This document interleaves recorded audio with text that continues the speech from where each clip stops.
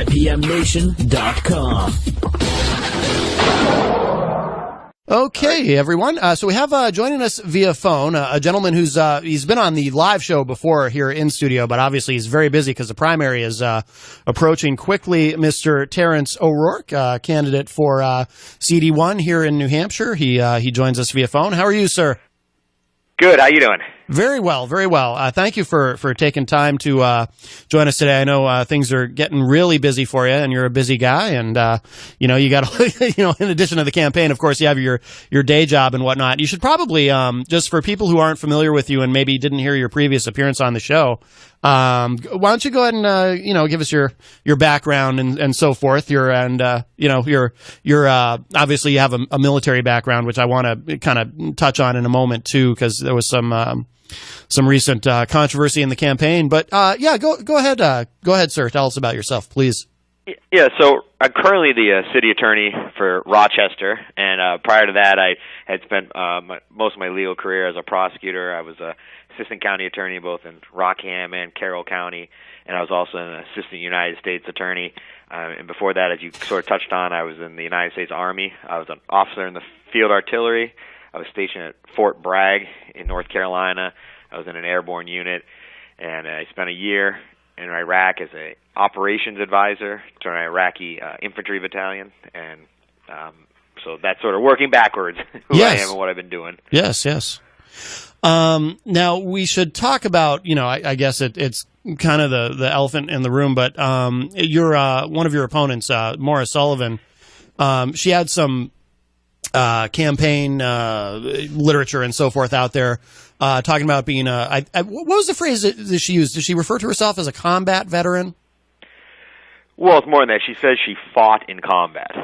Okay, so she actually, on top of me, she actually used that verbiage. Okay, so that was your key objection, obviously, because I don't think we don't currently now even allow women literally in combat, right? Or how does that work exactly? Oh no, yeah. Again, I haven't been in the Army since 2007. So I don't really keep. But excuse me, females, soldiers and sailors, airmen and Marines, are allowed in combat units now. I don't know the extent of all of it, but I know we've had some female soldiers graduate from Ranger school and that sort of thing, and from infantry school. So I'm pretty sure it's wide open at this point. Oh, okay. See, I didn't even realize that. Yeah. That's interesting. Yeah. Okay. But her, what was her experience? What because I think from what I've read, her counter to your criticism of her is that she was actually she served in a war zone where she was, theoretically in potential danger and so forth. And that's, so her argument was that it's perfectly, permissible for her to use that language. I mean, what was your response to that? Yeah. So just for your listeners, I can put it in a little context. We were having one of these Democratic forums a few weeks ago in Dover. And we all have an opening statement, so I was giving my opening statement. And as anyone who listened to the show prior that I was on, one of the big positions I've taken is ending the wars in Iraq and Afghanistan, and basically wanting to force Congress to declare war if they're actually going to go to war. So that's what I was talking about. When I was talking about my experience in combat, it was in relation to that. I was telling the audience, I'm the only person in this race who's fought in combat, and I know what I'm talking about. And, I'm against these wars. So that was the context. And I talked about the number of service members killed and, of course, the number of what I consider to be innocent Iraqis who have died in that war. Yeah. She talked, then Mr. Pappas spoke, and then she gave her opening, and she chose to somehow make my invocation for peace about her and said, well, you're essentially accusing me of not being a combat veteran. You owe me and all women an apology, and I took exception to that. I said, Maura, you weren't in combat. You're not telling the truth. You never left the forward operating base, so why, basically you shouldn't be saying this. So after that, she sort of continued this attack on me as being some sort of sexist. So then I came out and said, you know what, Maura, if you were in combat, being a Marine, you'd have something called the Combat Action Ribbon.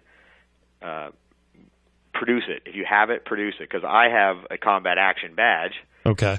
Which proves that I was in combat, and I produced my what's called a DD-214. It's basically your sheet of paper when you leave the military that has all basically your entire career encapsulated in one piece of paper. So I said, just show us your DD-214, show that you have a combat action ribbon, and I'll shut up. And of course, she doesn't have one, and she can't show she does have one, so she just continues to just lash out. Okay. And I mean, has this kind of become? Do you feel like this is sort of taken over the campaign and the media, or do you feel like it's blown over and at this point you're able to get back to the issues? I mean, obviously, I'm asking you about it, but we haven't talked on the air since this all occurred. So right.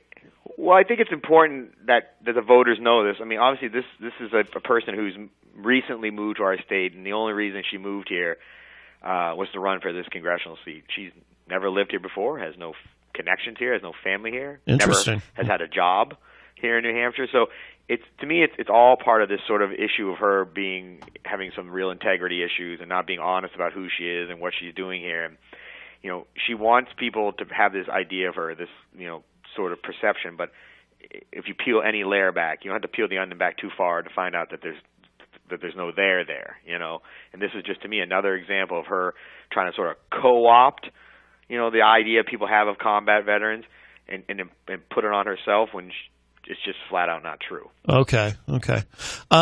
So we can move on from that. I do want to ask you a little bit more about in terms of ending the wars. And what is our current status in Iraq? Because some people will make the claim, oh, well, we're already out of Iraq, but obviously we still have some troops there, and I know it's easy to get bogged down in the semantics of, well, what are because some will say, well, sure, we have troops there, but they're not actually combat troops or this and that. So I myself tend to get very confused about what exactly our status is in Iraq. I know that we have some troops there, but I don't know exactly what they're doing and what their designation is. Well, you're not the only one. Yeah, and that's that's been a real problem since we re-engaged in Iraq. We never fully left, but of course we don't have the large numbers we had certainly when I was there. So towards the end of the Obama administration, as you know, because of the situation ISIS and what was going on in Syria, we kind of re-engaged. And the Obama administration was also not forthright in the number of troops we have there, and that's continued into the Trump administration. From what we know now, I mean, the best guess is that there's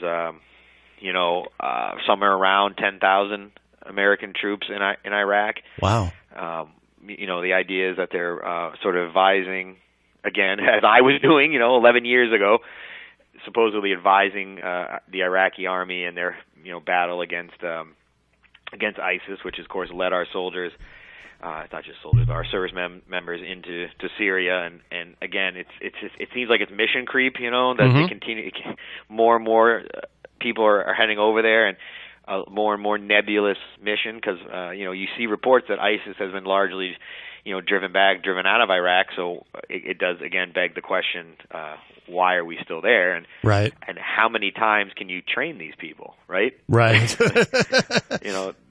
have to have their own army. It's their country, and at some point, they've got to do this themselves without expecting America to drop 10,000 soldiers in when things get hairy. Yeah.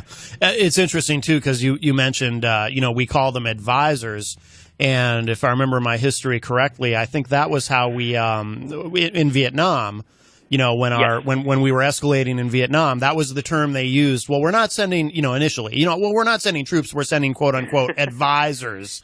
They're just there to advise. And then, of course, they're the ones actually flying the bombing missions. And because you can only advise someone so much, and then you have to kind of, at a certain point, maybe just do it yourself. And that's what happens.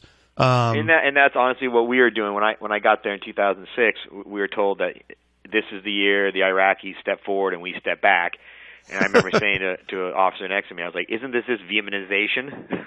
Right. And they didn't want to hear that. And then, of course, midway through my tours, when General Petraeus took over and we started, the surge, and it was just like you're saying, yeah, we had the Iraqi soldiers with us, but we were there on the ground fighting alongside them.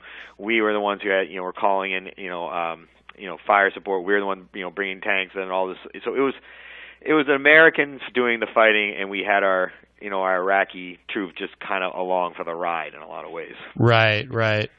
And then, which I'm sure is what's happening there right now. Sure. Well, what about the argument that if we ever leave completely, the whole thing is just going to implode?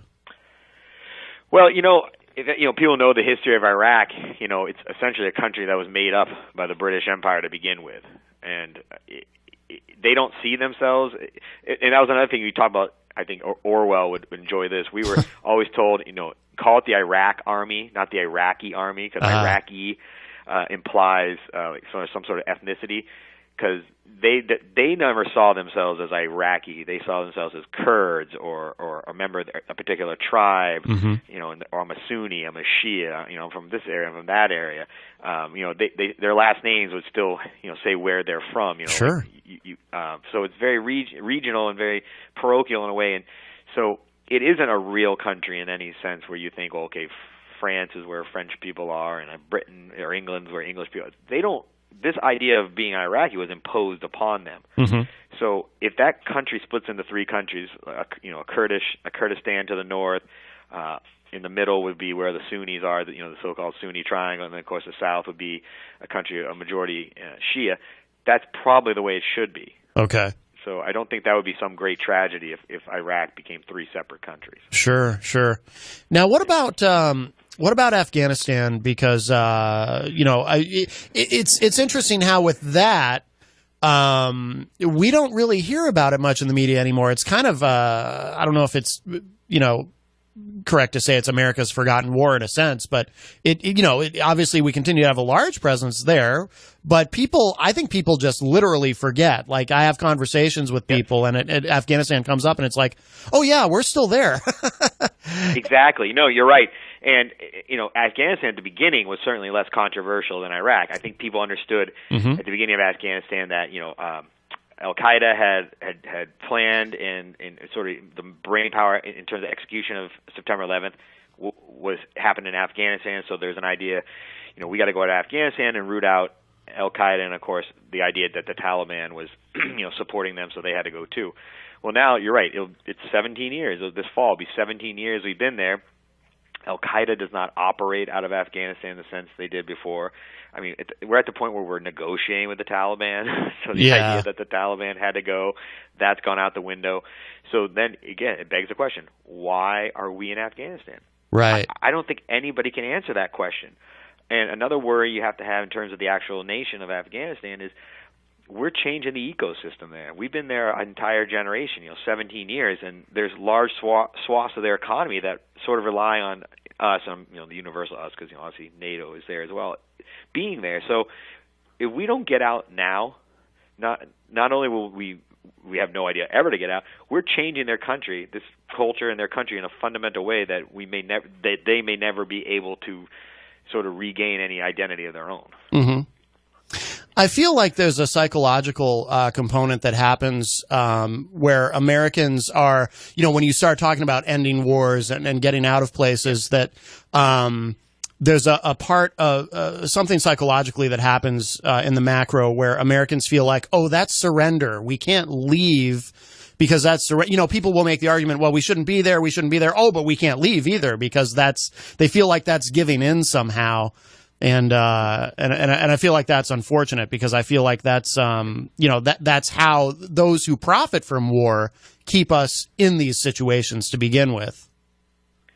Oh, yeah, absolutely. I mean, we can get into that all day about how these wars perpetuate themselves because of all the money in the defense industry and how people are diversifying their portfolios on Wall Street by investing in defense contracting and in the defense industry. But when you talk about, yes, Americans think, if we leave Iraq and Afghanistan, there's no ticker tape parade in Manhattan, did we lose? Right. Well, we were told as the war fighters that we weren't at war with the Iraqi people.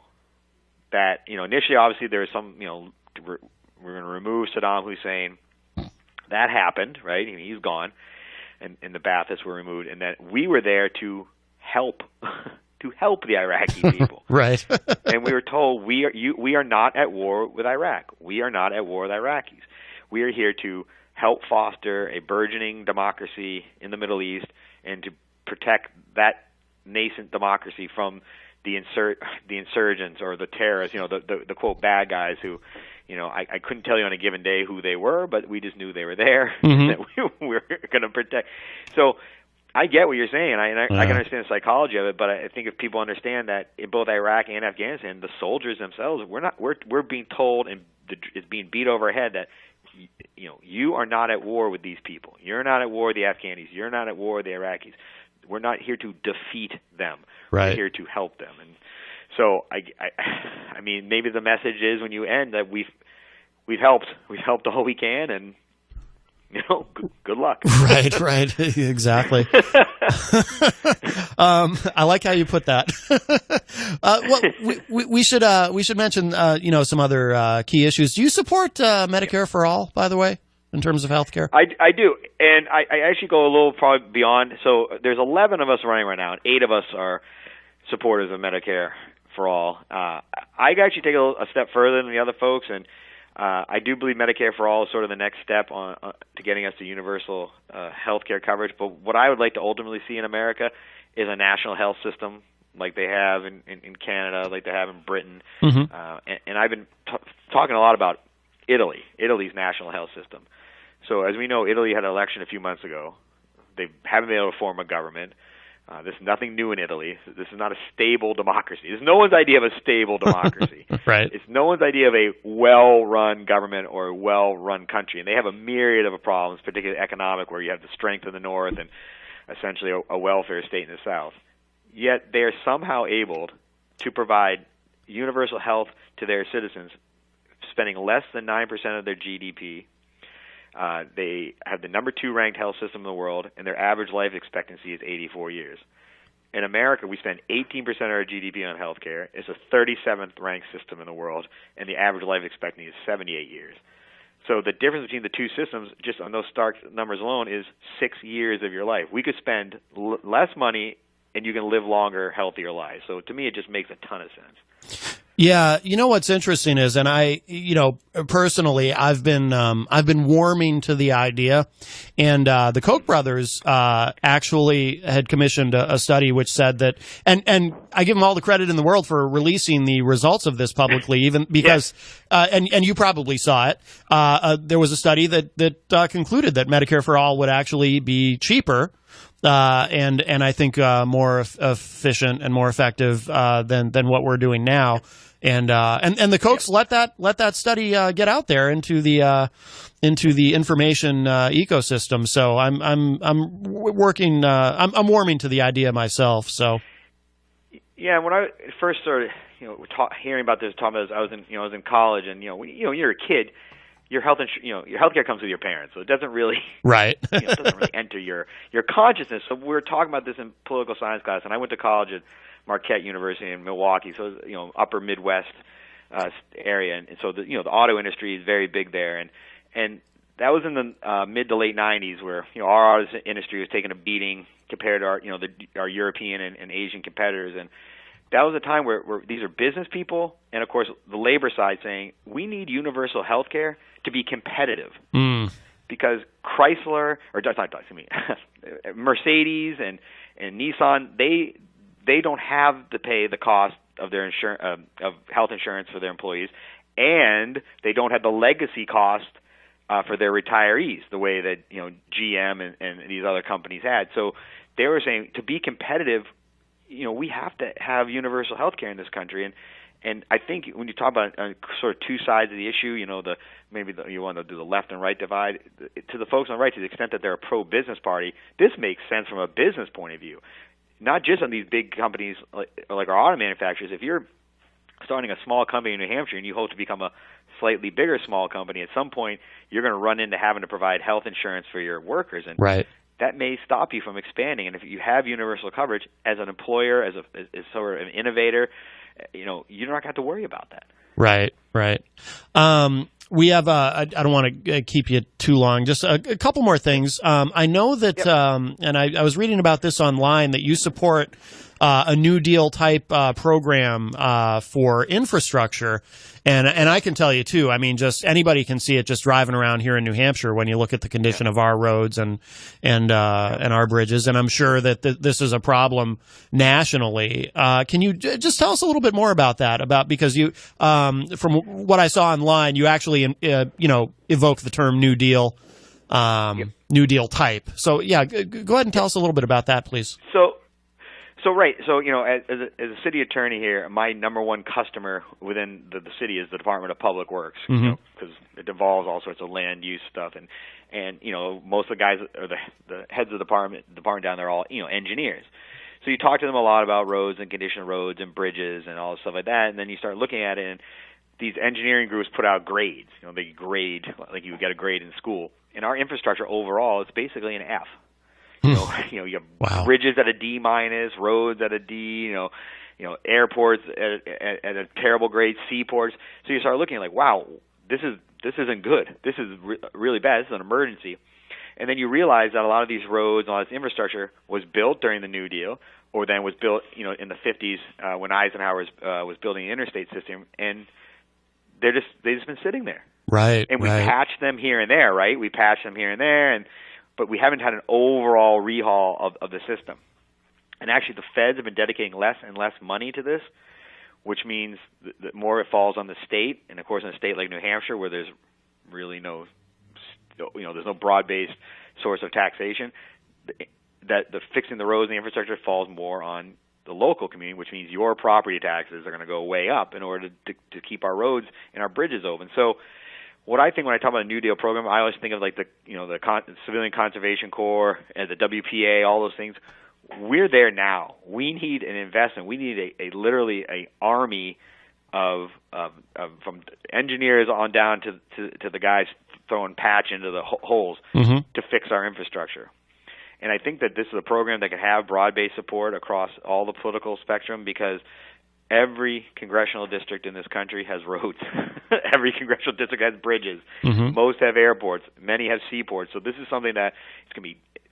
This isn't like jobs like, this is going to provide jobs over a summer. I mean, this is going to be jobs for years on end to rebuild our infrastructure, and then, of course, in perpetuity to actually maintain them. So once we rebuild the infrastructure, we can't, say, we did a great job and rub our hands and say, well, see you again in 60 years. No, we need to maintain it.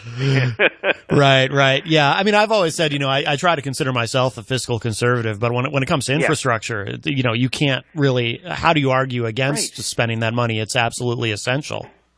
Exactly. Yeah. And I think anyone, too, I mean, just locally here in Manchester, anyone who's been driving around and slowly ruining the suspension on their vehicles would probably agree. Plus, if you watch the news too, there was, I think it was Tokyo, right, where that bridge collapsed, and it's like, yes, oh my God, yeah. And not that hasn't happened here too, because it has. Thankfully, it's incredibly rare. We had the one in Minnesota, then there's the one in Philadelphia a couple of years ago. It's like, yeah. Do we need to have a tragedy where 200 or 300 people are killed before we wake up to this? I don't want to see that happen. Right. Absolutely agreed. Well, thank you for your time this morning, and I look forward to sharing this with everyone later on the show. And I don't want to keep you much longer, because I know you're very busy, especially with your day job. But before we go, too, please just remind everybody where they can go online as far as if they want to learn more about you. The day that people will be casting their votes is fast approaching. So if there's anything we should know about online resources to learn more about you and your campaign, or even if people want to get involved at the kind of the last minute, but it's never too late. Yeah, no. Any help? So if you go to sort of the mothership is my website. It's o'rourkeforcongress.com. So it's OROURKEFOR Congress.com, and you can see links there to the Facebook page and the Twitter page. And of course, we have a campaign email, which is very simple: campaign@o'rourkeforcongress.com. And I always tell people this: if you email me something substantive, you have a substantive question, I will answer that. If it's a procedural thing, like how you help, my wife is going to be the one responding to that. But if you have a question, like anything you heard today, send me an email and I'll respond. And do you have any campaign events coming up that you wanted to plug? Well, it's funny because you're in Manchester. Tonight is the last Democratic Party candidate forum. Doors open at 6 o'clock. It starts at 6:30 p.m. It's at the Manchester Community College, which, oh boy. The address is slipping my mind right now. But, people can find it online, yeah. Yeah, it's Manchester Community College. Everyone should know where that is. And it's open to everybody. You don't have to be a member of the Democratic Party. to come down, and you're allowed to submit questions. So very good. This is a great opportunity. Yeah. So at 1066 Front Street in Manchester. All right. So I invite everyone to come on down. All right, very good. All right, Terence O'Rourke, candidate for CD1 here in New Hampshire. Thank you so much. Thank you. IPMNation.com.